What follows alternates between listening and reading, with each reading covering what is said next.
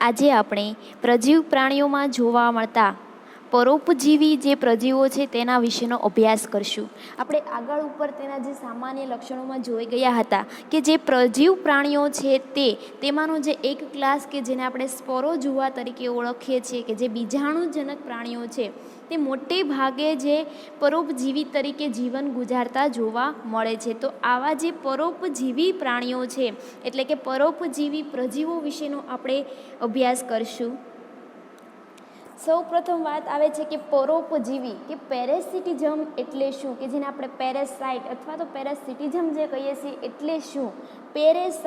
પેરેસાઇટનો મતલબ જ કે જે એક પેરેસાઇટ જે વર્ડ જે છે ગ્રીક વર્ડ છે કે જેનો મિનિંગ પેરા એટલે બિસાઇડ, સિટોસ એટલે કે ફૂડ એટલે કે બીજામાંથી જ્યારે ખોરાક મેળવે છે તેને કહેવામાં આવે છે પેરેસાઇટ એટલે કે પરોપજીવી.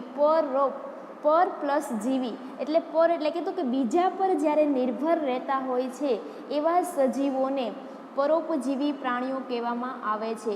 તો જે પ્રાણી બીજા પ્રાણી પર નિર્ભર રહે છે, જે પ્રાણી પર નિર્ભર રહે છે તેને આપણે હોસ્ટ તરીકે એટલે કે યજમાન પ્રાણી તરીકે ઓળખીએ છીએ. જ્યારે જે યજમાન પર નિર્ભર રહે છે તેને પરોપજીવી તરીકે ઓળખીએ છીએ. તો આવા જે પરોપજીવી પ્રજીવો જે છે તો કે એનામાં કેટલા પ્રકારનું જે છે એ પોતે પરોપજીવન ગાળતા જોવા મળે છે. તેની જે જીવન ચક્ર શું જોવા મળે છે, બરાબર છે. એના જે અલગ અલગ પ્રકાર છે, કેટલા પ્રકારે તેઓ જે છે એ પરોપજીવી તરીકે જોવા મળે. એના હોસ્ટની જે પસંદગી છે અથવા તો જે એનું ટ્રાન્સમિશન, એની લાઈફ સાયકલ છે અને લાસ્ટમાં કે યજમાન પ્રાણી પર તેની ઇફેક્ટ શું જોવા મળે છે તે. આટલા ટોપિક જે છે આપણે પ્રજીવ સમુદાયના જે પરોપજીવી તરીકેનો જે એનો પરોપજીવન જે એક લાઈફનો એક હિસ્સો છે એના વિશેનું વાત કરશું. તો અહીંયા આપણે જાણીએ છીએ કે પરોપજીવી આપણે કોને કીધું કે એ બીજા પ્રાણીઓ પર નિર્ભર રહેતા જોવા મળે છે અને જેના પર નિર્ભર રહે છે તેને યજમાન કહીએ છીએ. આ માટે શું કામ, તો કે આ રીતે, તો કે એના જે પોતાનું સંપૂર્ણ જે જીવનકાળ છે એની સાથે પોતે જોડાયેલા જોવા મળે છે અને આર્થિક રીતે પણ ખૂબ જ ઉપયોગી એવું રીતના આવી લાઈફ ગુજારતા જોવા મળે છે. ધેન પેરેસિટિઝમ કે જેને આપણે પરોપજીવીકરણ કહીએ છીએ. પરોપજીવીકરણ એ પરોપજીવી અને તેના યજમાન વચ્ચેનો સંબંધ છે એને કહેવામાં આવે છે પેરેસિટિઝમ એટલે કે પરોપજીવીકરણ. આમાં જે છે કે બે પ્રાણીઓ વચ્ચે જે એક જે પરોપજીવી પ્રાણી કાં તો થોડા સમય માટે અથવા તો કાયમ માટે બીજા પ્રાણીમાંથી તે પોષણ મેળવતા જોવા મળે છે. આ જે પોષણ મેળવે છે એ તો યજમાન પ્રાણીની જે છે એ સપાટીની બહારની બાજુ હોય છે અથવા તો અંદરની બાજુ રહીને એ પોષણ મેળવતા જોવા મળે છે. આ એના મુખ્ય એના પ્રકારમાં જોવા મળે છે. હવે આપણે જેમ આગળ વાત કરી કે જે સ્પોરોઝોઆ વર્ગના પ્રાણીઓ છે તેનામાં ખાસ કરીને તેવું પરોપજીવન ગાળતા જોવા મળે છે. આવું જે પરોપજીવી છે આપણને એક્ટોપેરેસાઇટ તરીકે, એન્ડોપેરેસાઇટ તરીકે અથવા તો હાઇપર પેરેસાઇટ અથવા તો પેથોજેનિક પેરેસાઇટ તરીકે આપણને જોવા મળતા હોય છે. તો આપણે એનો આગળ અભ્યાસ કરીએ તેમ. હવે આગળ જેમ પહેલી વાત થઈ પેરેસાઇટ અને પેરાસિટિઝમની, તો ફરીવાર વાત કરી લઈએ તો parasite may be defined as the species which exist at the expense of certain other species called host and are biologically and economically closely connected with them throughout their lifespan. Parasitism is an association between the parasite and their host. It may be defined as association between two organisms of such kind that one of parasite live and feed temporarily or permanently either in or on the body of the other host. કાં તો જે host જે છે એના કાં તો શરીરની બહારની બાજુએ અથવા તો એની અંદરની બાજુએ તેઓ વસવાટ કરતા જોવા મળે, ત્યાંથી પોષણ મેળવતા આપણને જોવા મળે છે. તો પહેલી વાત કરીએ કે કેટલા પ્રકારના આવું પરોપજીવન છે આપણને જોવા મળે છે. તો જે આજે પરોપજીવન ગાળે છે તે મુખ્ય પ્રકાર તો કે એક્ટોપેરેસાઇટ તરીકે એટલે કે બાહ્ય પરોપજીવી, એન્ડોપેરેસાઇટ એટલે કે અંતઃ પરોપજીવી તરીકે, હાઇપર પેરેસાઇટ અને પેથોજેનિક પેરેસાઇટ. આ મુખ્ય 4 પ્રકાર જે છે આપણને પેરેસાઇટના જોવા મળે છે. બરાબર છે. આમાં તો કે પહેલો પ્રકાર આપણે વાત કરીએ એક્ટોપેરેસાઇટ, એટલે કે બાહ્ય પરોપજીવી. એક્ટો એટલે કે બહાર અને પેરેસાઇટ કે જેને આપણે પરોપજીવી. એક્ટોપેરેસાઇટ એના નામમાં જ બાહ્ય પરોપજીવી, તો કે જેટલા પણ પ્રોટોઝોઆ જે છે તેના યજમાનની શરીર સપાટીની બહારની બાજુએ રહેતા જોવા મળે અને તેમાંથી પોષણ મેળવતા હોય તો તેવા પ્રાણીઓને આપણે કહીએ છીએ બાહ્ય પરોપજીવીઓ. તો કે આ કોનામાં? તો કે જે હાઇડ્રામીબા છે, હાઇડ્રામીબા હાઇડ્રોક્ઝેના જે છે, તો કે હાઇડ્રા જે છે એની બહારના કે બહારના જે એક્ટોડર્મલ જે સેલ છે એમાંથી તેઓ પોષણ મેળવતા જોવા મળે છે. આ ઉપરાંત ઘણા બધા બીજા પ્રાણીઓ પણ એવા છે કે જેઓ બાહ્ય પરોપજીવી તરીકે યજમાન પ્રાણીની જે બહારની જે આઉટર લેયર કે જે બહારના કોષો છે એની પર રહીને એમાંથી પોષણ મેળવતા જોવા મળે છે, તેને આપણે કહીએ છીએ બાહ્ય પરોપજીવી. ફરીવાર વાત કરી લઈએ, એક્ટોપેરેસાઇટ એટલે શું? બાહ્ય પરોપજીવીઓ કે જે યજમાન પ્રાણી જે છે એના હોસ્ટ એનિમલ છે એની બોડીની આઉટર સરફેસ એટલે કે બહારની બાજુ પર બસ રહીને તેમાંથી પોષણ મેળવતા હોય તો તેને કહેવામાં આવે છે એક્ટોપેરેસાઇટ. સેકન્ડ ટાઈપ છે કે એન્ડોપેરેસાઇટ. એન્ડો એટલે કે તો કે અંદરની બાજુ, એટલે કે અંદર શરીરની અંદરની બાજુ જોવા મળતાને કહેવામાં આવે છે અંતઃપરોપજીવી. બરાબર, અંદરની બાજુ જે જોવા મળે છે શરીર જે હોસ્ટ પ્રાણીની તેને કહેવામાં આવે છે અંતઃપરોપજીવી. બરાબર, which live inside the body of their host. જે પ્રાણીઓ જે યજમાન પ્રાણી જે છે તેના શરીરની અંદરની બાજુ એટલે કે શરીરના અંદરના કોઈ પણ ભાગમાં પછી વસવાટ કરતા હોય છે તો તેને કહીશું અંતઃપરોપજીવી પ્રાણીઓ. અંદરના કોઈ પણ ભાગમાં રહીને તેના કોષોમાંથી પોષણ મેળવે છે અને પોતાનું જીવન ગુજારતા જોવા મળે છે. આમાં પણ અલગ અલગ પ્રકારના કે જે હોસ્ટ જે છે યજમાન પ્રાણી છે તેના જે અલગ અલગ ભાગમાં જે જોવા મળે છે તેના આધારે તેના આપણને પ્રકાર જોવા મળે છે. તો કે પહેલું જે છે પેરેસાઇટ ઓફ ડાયજેસ્ટિવ ટ્રેક, કે જે આપણા હ્યુમનમાં ખાસ કરીને જે પાચન નલિકા જે છે, પાચન નલિકામાં જે જોવા મળતા પ્રજીવો કે જે પરોપજીવી તરીકે રહે છે તેને કહેવામાં આવે છે પેરેસાઇટ ઓફ ડાયજેસ્ટિવ ટ્રેક.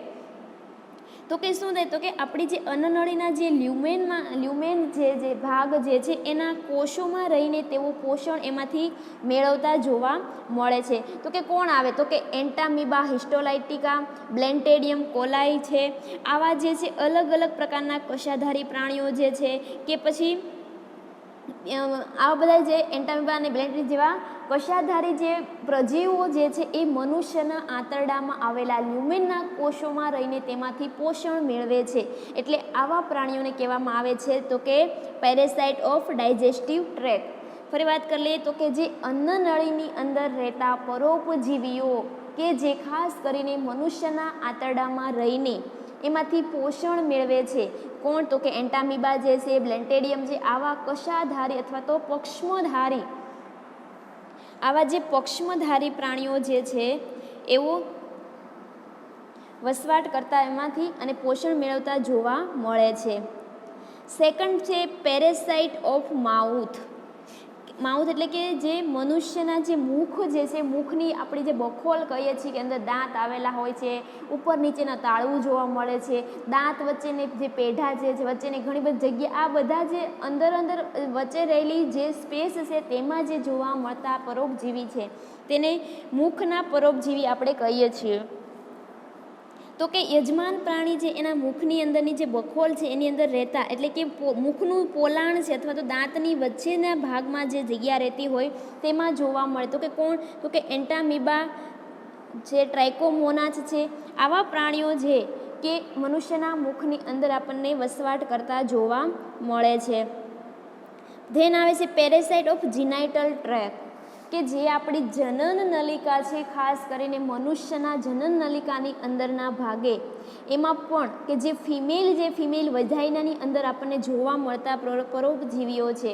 તો કે જે ફિમેલ જે છે એની વજાઇનાના પાર્ટની અંદર ટ્રાઇકોમોનાસ જેવું જે પરોપજીવી જે પ્રજીવ પ્રાણી જે છે એ પરોપજીવન તરીકે એમાંથી જીવન ગુજારે અને ત્યાંથી પોષણ મેળવે છે.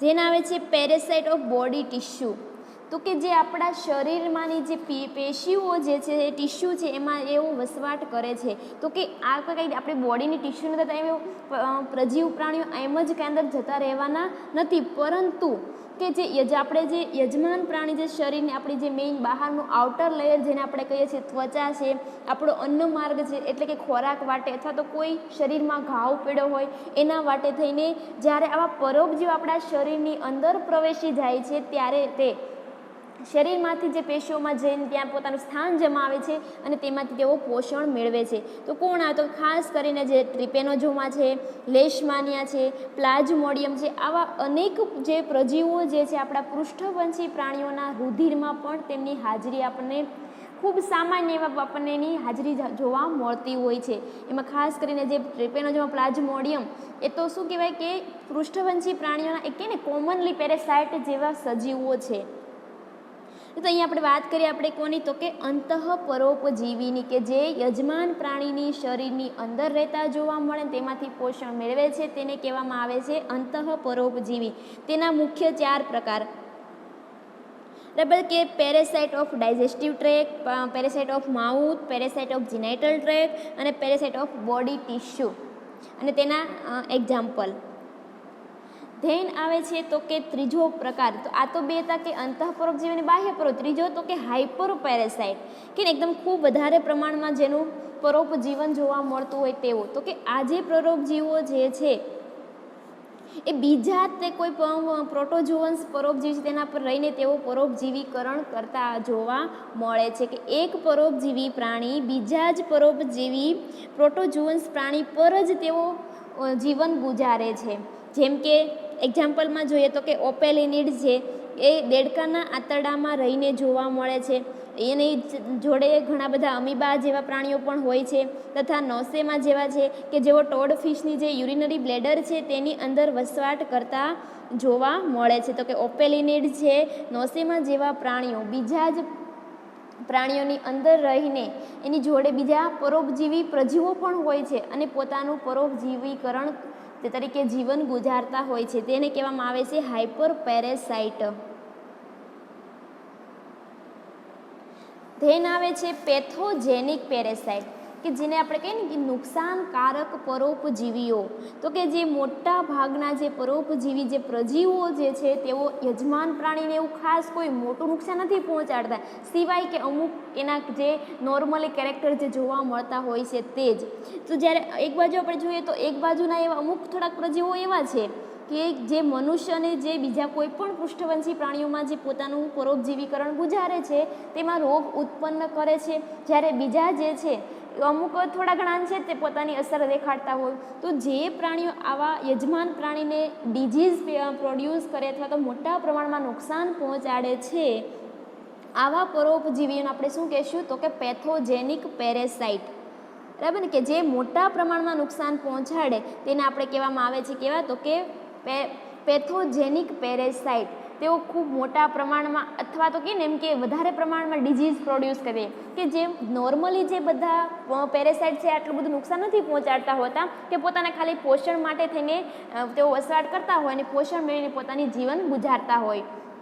પરંતુ અમુક જે પ્રાણીઓ જે ખૂબ મોટા પ્રમાણમાં જે છે એ નુકસાન પહોંચાડે, કોણ તો કે લેશમાનિયા છે, ટ્રિપેનોઝોમા છે, પ્લાઝ્મોડિયમ છે, એન્ટામીબા છે, આવા બધા જે છે એ મનુષ્યમાં છે કોઈ ને કઈ પ્રકારનો રોગ ઉત્પન્ન કરતા જોવા મળે છે. આમાં આપણે ખાસ જોઈએ કે આ બધા પ્રાણીઓ છે પોતાના જીવનચક્રના કોઈ પણ તબક્કે, એવું જરૂર નથી કે આ જ તબક્કે, અમુક તબક્કે જે આવે તે દરમિયાન એ ખૂબ એનો વધારે પડતો ફેલાવો અથવા તો ચેપ વધારે હોય તો એના કારણે ખૂબ મોટા પ્રમાણમાં આપણને રોગ થતો જોવા મળે છે.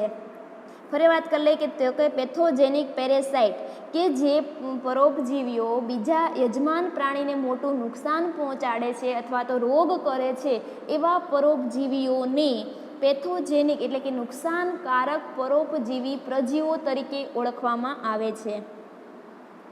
આ તો ખાલી આપણે વાત કરી કે જે પરોપજીવો છે કેટલા પ્રકારના અને કઈ રીતના છે જોવા મળે છે, તો કે આ પરોપજીવી છે પોતાના હોસ્ટની પસંદગી કેમ કરતા એ જોવા મળે છે, તો કે એની હોસ્ટ સ્પેસિફિસિટી ચોક્કસ કેવી માત્રામાં હોય કે એના હોસ્ટ જે છે આ જ આપણે ખાસ જોઈએ છીએ કે જેટલા પણ પરોપજીવી પ્રાણીઓ છે એનું મોસ્ટ ઓફનું બધાનું નક્કી જ હોય છે કે પોતાના યજમાન પ્રાણી આ જ હોય છે, બરાબર. તો એમાં કેવું છે કે અમુક પ્રાણીઓ જે છે એ મોટા પ્રમાણમાં પોતાના યજમાન છે ને એ ખૂબ વધારે પ્રમાણમાં રાખે, એટલે કે ધારો કે આપણે પૃષ્ઠવંશીના અલગ અલગ પ્રકારના ઘણા બધા લઈ લો, પછી પ્રાણીઓ એમાં પછી મનુષ્ય આવી જાય, કોઈ પણ એનિમલ કે કેટલ એનિમલ કે કોઈ પણ બીજા એનિમલ આવે, બર્ડ આવે કે ફિશ આવે, આવા બધા જે અલગ અલગ પૃષ્ઠવંશી પ્રાણીઓમાં એટલે કે ઘણા બધા હોસ્ટ રાખતા જોવા મળે છે. જ્યારે અમુક પ્રાણીઓ છે એને ચોક્કસ લિમિટ જ હોય કે ભાઈ આટલાથી આટલા જઈને હોસ્ટમાં એનું પોતાનું જીવનચક્ર ગુજારતા જોવા મળશે. તો કે આપણે જોઈએ કે પ્લાઝ્મોડિયમ છે, કે કેમ તો કે પ્લાઝ્મોડિયમ જે મુખ્યત્વે શું હોય તો કે મનુષ્ય અને જે મોસ્કિટો છે આ બેમાં જ પોતાની લાઈફ સાયકલ પૂર્ણ કરતા હોય છે. તો આ રીતના જે છે મતલબ એની સ્પેસિફિક છે કે હોસ્ટ જે છે એના પોતાના સ્પેસિફિક જોવા મળતા હોય છે, એટલે કે એની જે પસંદગી છે એ પરોપજીવીની જે છે એવો પોતે ચોક્કસ રીતે કરતા આપણને જોવા મળે છે. જોઈએ તો કે જો એક્ઝામ્પલમાં તો કે ટ્રિપેનોઝોમા છે, એન્ટામીબા જેવા પ્રાણીઓ જે છે એ શું કરે છે તો કે ચોક્કસ માત્રામાં જ યજમાન રાખતા જોવા મળે છે. જ્યારે આગળ વાત કરીએ તો કે પ્લાઝ્મોડિયમ જે છે એ સસ્તન પ્રાણીમાં પણ મોટા પ્રમાણમાં આપણને જોવા મળતા હોય છે, બરાબર. આ રીતના જે છે તે કે પરોપજીવી પ્રાણીઓ પોતાના હોસ્ટની પણ ચોક્કસ પસંદગીના આધારે જ પોતાનું જીવન જે છે એ ગુજારતા જોવા મળે છે. ધેન આવે છે તો કે ટ્રાન્સમિશન, એટલે કે એ શું થાય છે તો કે આના દ્વારા શું થાય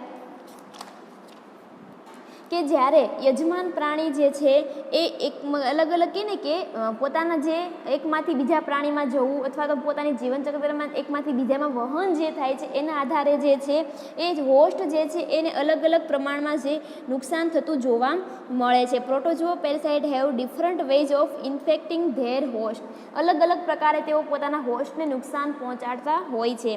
તો કે એન્ટામીબા જે છે એ જે એન્ટામીબાનો ફેલાવો કેમ થાય છે તો કે ડાયરેક્ટલી જે છે એક મનુષ્યમાંથી બીજા મનુષ્યમાં છે પોતાનું વહન કરતા જોવા મળે છે. તો કે લાઇકવાઇઝ કિસિંગ, તો કે કિસિંગ દ્વારા ડાયરેક્ટ તેઓનું ટ્રાન્સફર થાય છે એક મનુષ્યમાંથી બીજા મનુષ્યમાં. પછી આવે તો કે એન્ટામીબા, બરાબર છે. તો એ અથવા એન્ટામીબા જે છે એ તે કોઈ આપણે ખરાબ પાણી પીધું છે અથવા તો ખરાબ દૂષિત ખોરાક ખાધો છે અથવા તો કોઈ એવું કન્ટામિનેશનવાળું વોટર આપણે ખોરાકમાં લેવાનું, તો કે પાણી અને ખોરાક જે છે ખાસ કરીને જે દૂષિત અવસ્થામાં હોય આપણે એનો જે ખોરાક તરીકે ઉપયોગ કરીએ છીએ તેના દ્વારા તેઓ ડાયરેક્ટ મનુષ્યના શરીરમાં પહોંચી જતા હોય છે.